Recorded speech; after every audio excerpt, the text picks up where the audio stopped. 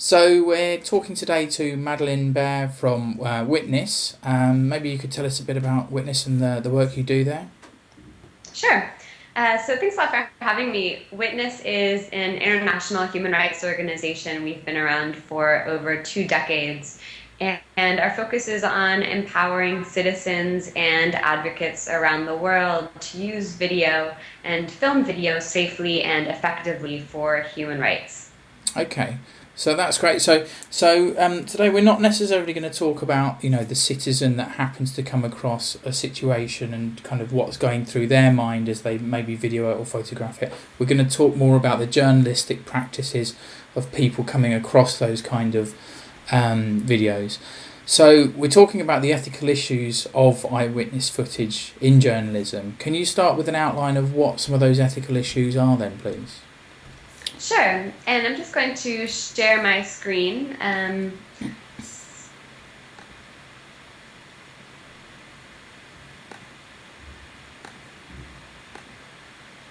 All right. So can you see that? Yeah. Great. So there are a few ethical issues when we're talking about using eyewitness video in journalism. Those issues are mainly the safety and the dignity of both the filmer and the people on camera, and the verification of that footage. So, the reason behind these issues is what I have on screen here. These are the differences of using UGC, that's user-generated content or citizen video, in journalism. So the information is gathered and shared by everyone. Okay. Not just journalists, but sometimes bystanders, sometimes even perpetrators of abuse are the people who are taking this sort of footage. The cameras are small enough not to be noticed, so that the people who are on camera in the videos don't necessarily know that they're on camera and haven't necessarily given their consent to be filmed. Okay. There's more reporting conducted online and less contact with the sources. And there's potential rapid and massive spread of information. So when we hear of things going viral, the people who are behind that footage can be affected quite dramatically. So what I find helpful in terms of thinking through the ethics of using this sort of footage is to think about who are the stakeholders of this footage. So whenever I have a piece of footage that someone has shared with me or that I've found online, to even just begin to think about the ethics around using that footage, I want to think about the stakeholders. So that includes, who filmed this, who is behind the footage, behind the camera, or uploaded it online. Secondly, who are the individuals in the footage itself? And, sometimes there are people beyond just the individuals that we can see on camera, but also there might be people who are named or who are referenced who could be implicated in the footage. And then thirdly, the audience and the wider community. How would they be affected with the circulation of this footage? And so essentially when we're thinking through the ethics, it really comes down to how can we minimize harm for all of those stakeholders. And that's physical harm and kind of all those other kind of less tangible harm as well, isn't it? Exactly. So I can give you some examples of kind of how this plays out, how we've seen a few examples of eyewitness footage and thinking through how those would potentially harm the individuals who are involved in that footage. So to start with thinking through the potential harm of individuals filmed in a piece of footage, this is a screen grab from a video that was made in Jamaica that documented the beating of a student who was presumed to be gay. by security guards on a college campus. Now, a crowd of people surrounded this classroom to witness this attack on the student and share that footage online. And so the question is, as a journalist, how do we balance the need to share information to our audience and to expose potential abuse with the consideration for the people involved in that story? In this case, clearly the student was not in a position to give his consent to be filmed, but also the student could be put at even greater harm if this footage is shared, and it could lead to the perception that this student was gay, which in particular communities can endanger an individual. Yeah. So, when you're dealing with a footage like this, and we've seen many other examples in which footage is taken by a perpetrator and the objective is to abuse or to humiliate the person on camera. You want to think through, how can we expose this story while minimizing the harm to that individual? So we want to think through, how can you anonymize the individual who's in this footage?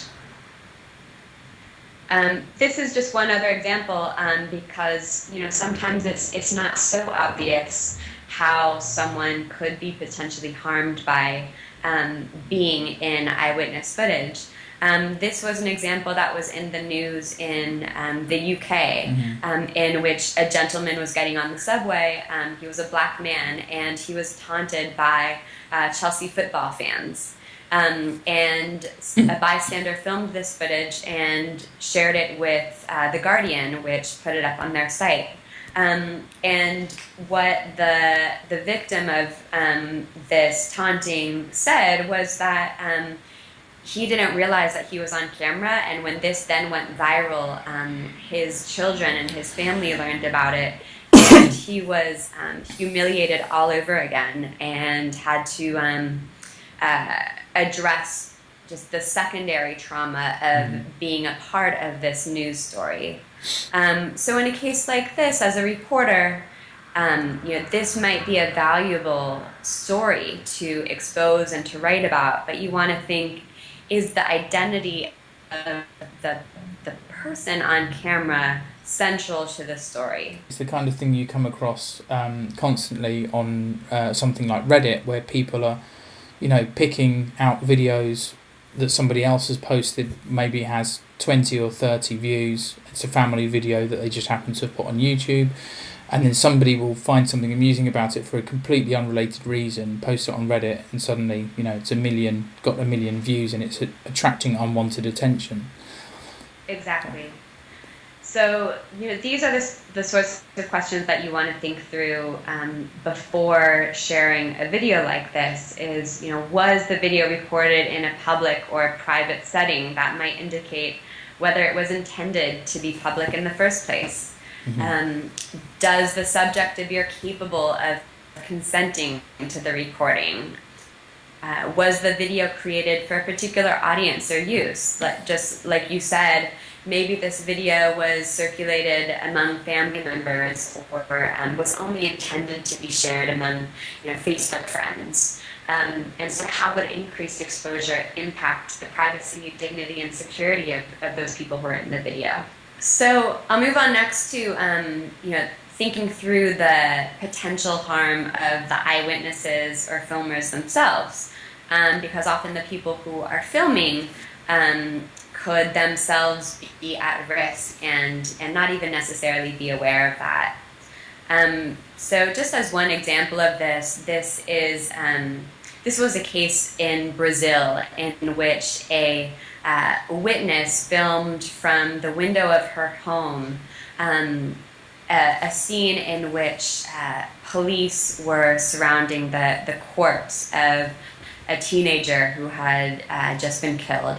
And what this woman documented was police essentially tampering with the scene, and taking a gun, shooting it and planting it on the body of this teenager. And this witness to tampering with evidence in that way, in this community would be very highly at risk were she to be identified. And now you can't see the filmer in the video, but she originally released it on her Facebook page, and so that would be one way of identifying her. Another way of identifying her would be through her voice, and so she narrates the whole video. And then thirdly, even just the angle of this footage would be a way to identify where she lives in this neighborhood. And so this witness actually had to leave her community after this video was released and was put on the front page of newspapers in Brazil. And we've seen the same thing happen here in the U.S. When witnesses and filmmakers of police violence have been identified, they've then found themselves the target of further harassment.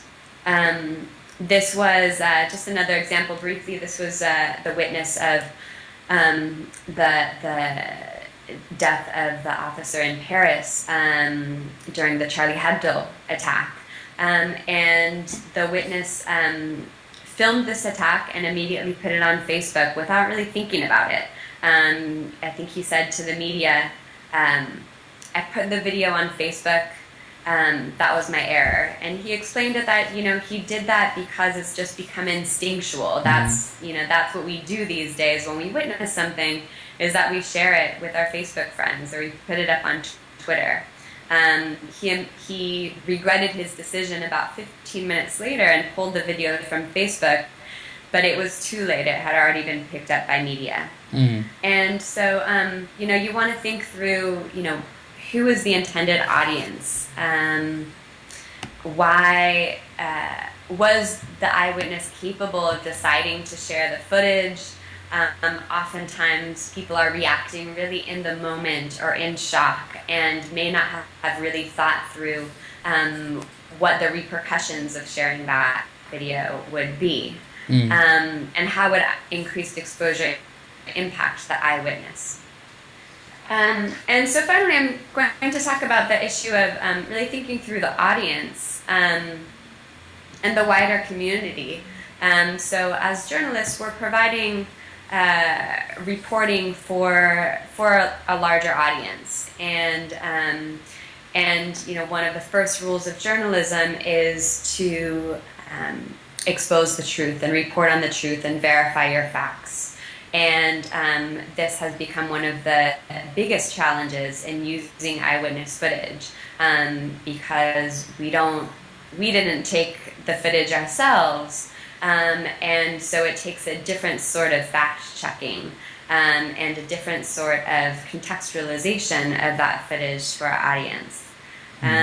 This is an example of a video that went viral after it was shared by Sham News Network, which was a quite reliable source of footage from Syrian citizen journalists. And they got a hold of this footage that appeared to show 2 children running through sniper fire. As you can see here, it was picked up by a lot of people. It was picked up by a number of news outlets around the world. And yet it turned out that the clip was actually made by a professional film crew in Malta, not at all in Syria. It was made by artists who had attempted to start a conversation, and were highly criticized for misleading people. And then obviously it really tarnished the credibility of this source of citizen footage from Syria, because they hadn't thoroughly fact-checked this piece of footage. So there are, I won't talk about all of the ways of how to verify footage. I'm sure you guys have another course that's all about that. But, one thing I do want to talk about is because oftentimes it's not possible to completely verify a piece of footage. And so what you want to do if you're sharing a piece of footage that you haven't been able to completely fact check is to be transparent with your audience about what you know and what you don't know. So even if it's things like using the words allegedly or purported to be, or that kind of wording. Yeah, it depends on how, you certainly don't just want to share anything that's on the web, because oftentimes people are sharing footage with the objective of misleading the public. And so your role as a journalist is to verify that first and ask questions about it. And so if there are big questions about, what this footage is, who filmed it, who shared it, what does it show and what does it not show, you want to make those questions clear to your audience, because that's a part of your role as a journalist, is not just to repeat information that people are sharing, but really probe that information. So these are some of the questions you want to ask. What does it show? What does it not show?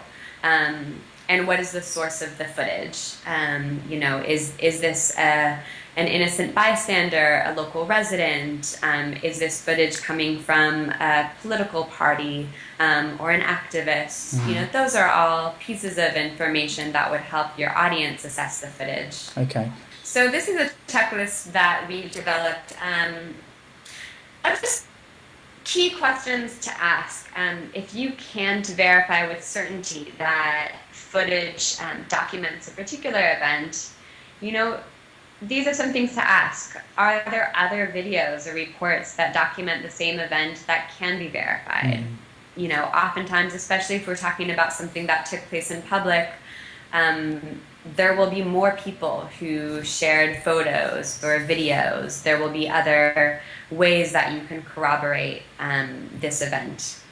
Is there a reason the creator or uploader would want to deceive viewers? So that's one reason you really want to look into the source of your footage and make sure that you yourself aren't being duped and aren't being misled by a campaign to spread false information.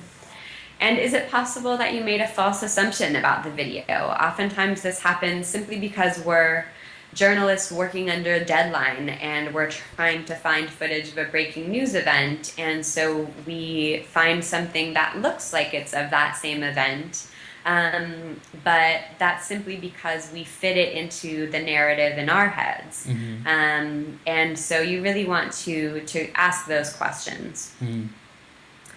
And I think I have one more example a few more examples to show. So this is just one example of that I like to share as a model of how to ethically use eyewitness footage in the news. And this is a project that the New York Times did where it was called Watching Syria's War, and they were contextualizing footage from citizen journalists in Syria.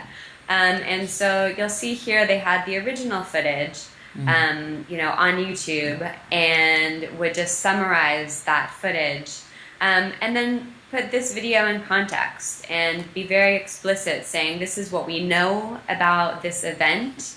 This is what we don't know. And so, for example, here they say we cannot independently verify that this clip shows the aftermath of the explosion because it was the only video published to YouTube, et cetera, et cetera. We do not know the identity or political affiliation, if any, of the cameraman.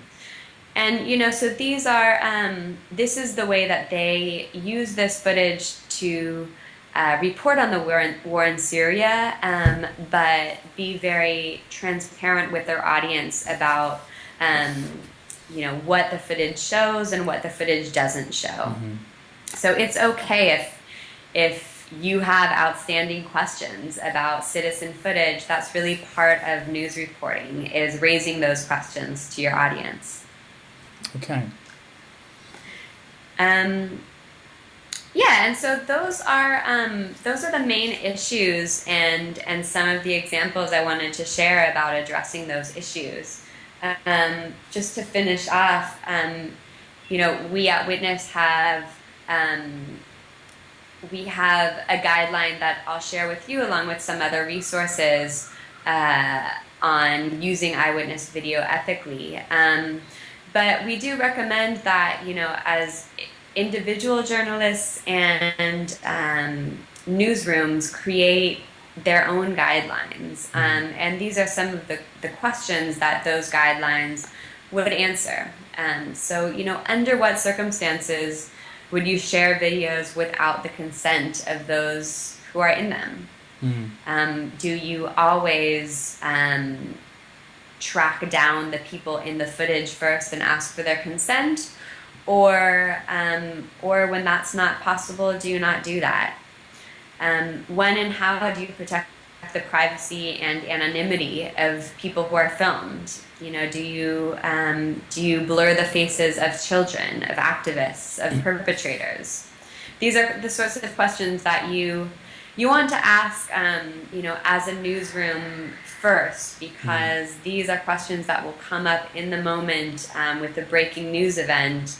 And that is not the right time to be developing ethical guidelines and asking, what do we do with this footage? What's the ethical way to treat it? Better to be prepared. Exactly. Just have a few other questions. How do you share the footage? Do you link to an online video? Do you embed it in your own content? Do you create a new edited version? Those factors have their own ethical implications. And how do you indicate to your audience the source of the footage? If you're not embedding the footage, do you refer to the individual? Do you refer to their Facebook page? Do you give context about who that individual was? And how do you do that in a safe and ethical way? What is your verification process? Do you share footage if you have outstanding questions around it? And if you do have questions around the footage, how do you share those uncertainties to your viewers? And then do you show graphic content? That's an issue that I didn't really get into. But a lot of the footage that we're seeing online now that's taken by eyewitnesses and taken by perpetrators is quite graphic. And so that's one thing that you also want to think about in advance. Do you show graphic footage? How do you warn viewers that the footage that is part of your reporting is graphic? Yeah. And then, of course, how do you share footage created by hate groups? And, so this is another issue in which, this is footage that may be part of the news that you're reporting on, but you want to ask yourself, how can we report on this without perpetuating the messages that these groups are disseminating through their videos and through their social media? If the footage is for that purpose, how can you share what's in the footage without being complicit in hateful messages? And sometimes in sharing what would seem to us to be a ridiculous video by a hate group can turn the message on its head, to the point where we're ridiculing what they had not intended as ridicule for themselves, I guess. Yeah. I mean, it goes back to the question of asking what was the intention of this footage? Was it intended to spark fear? Was it intended to to recruit new members of an organization? So you want to ask before using footage, especially if it was created by a particular group. It could be a hate group, it could be a political organization. What was the intention behind this footage? Because that's part of the context that you want to share with your audience. Yeah. And we have a number of tip sheets and guidelines and questions to ask about each of these scenarios on a resource that we created at Witness. So that actually takes me to this final slide that I'll share. All of the guidelines and questions that I've shared are in Witness's own ethical guidelines for using eyewitness videos in human rights reporting and advocacy. And so that's a guide that we've created that's on our website. It's in English, Spanish, and Ukrainian right now, and you can find it on library.witness.org. On that website, you can find a number of other resources all around filming and using eyewitness footage. Great. Also on blog.witness.org, we're constantly talking and reflecting about these sorts of issues on the ethics of using eyewitness footage.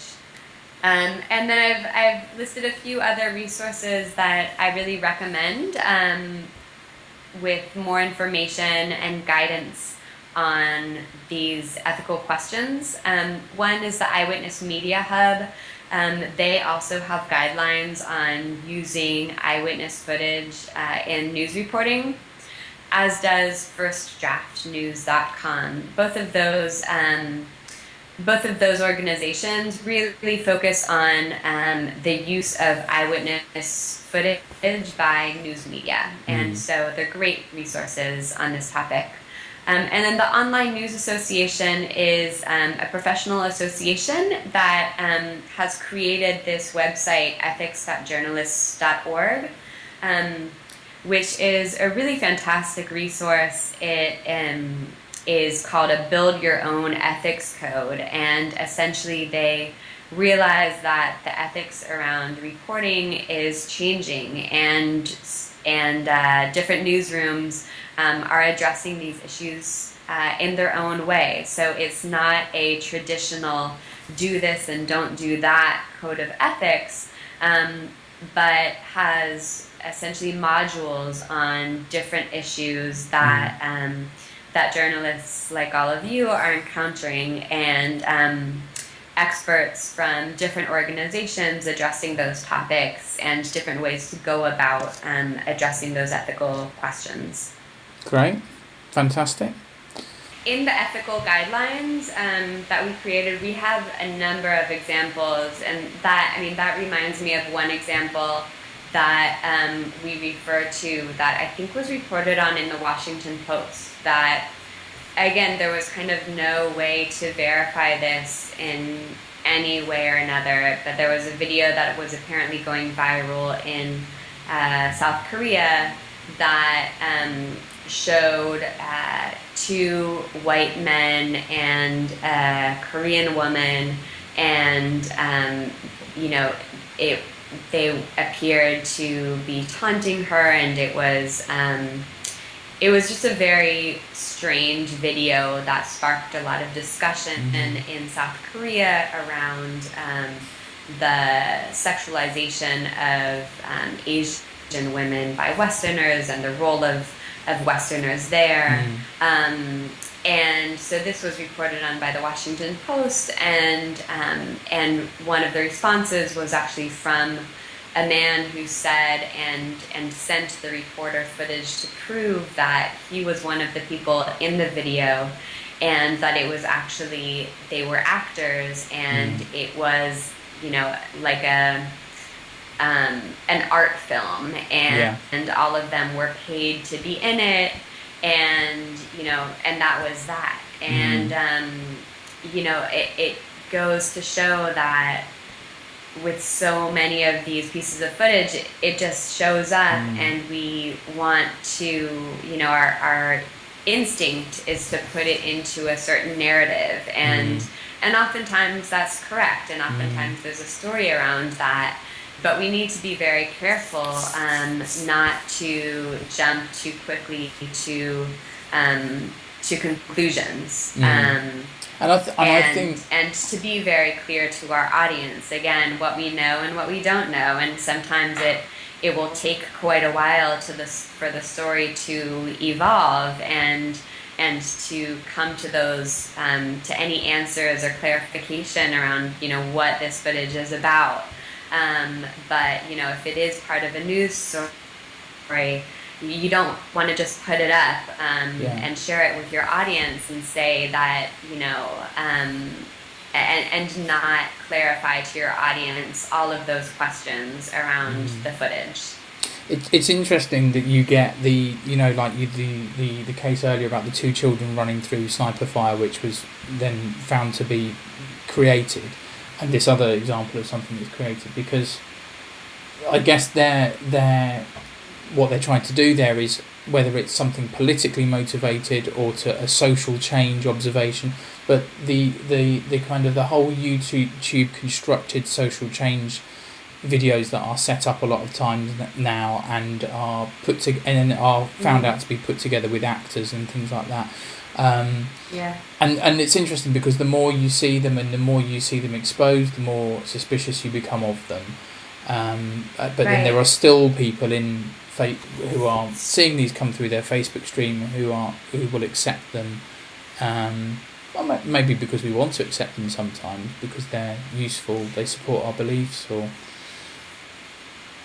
Yeah, and again, I think that just goes back to the objective of these courses that you guys have is, reminding us as journalists that our mission is to, our obligation is to help society really figure out what is taking place, what is true, separate fact from fiction.